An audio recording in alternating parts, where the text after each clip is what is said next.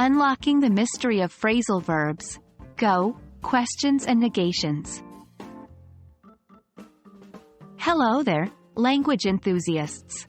Today, we're going to dive deeper into the world of phrasal verbs, specifically focusing on how to use phrasal verbs with go in questions and negations. Phrasal verbs can be a bit tricky, but fear not, with practice and a bit of guidance, you will be able to master them with ease. Before we delve into the formation of questions and negations, let's revisit what phrasal verbs are. They're verbs made up of a base verb and one or two particles, either prepositions or adverbial particles. Today, we're focusing on those with the base verb, go. Examples of such verbs include go on, go over, go through, and so on. Each of these has a unique meaning, often very different from the base verb, go.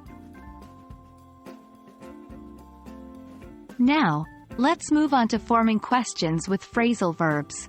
The key here is to remember that the question word, if any, is usually followed by the auxiliary verb and then the subject. The phrasal verb comes after that, often split up. For example, let's take the phrasal verb, go over. A question might be, did you go over the report? In this case, did is the auxiliary verb, you is the subject, and go over is our phrasal verb.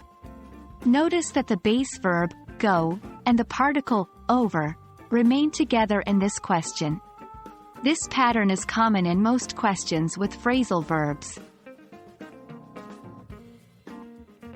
Creating negative statements is another important aspect of using phrasal verbs.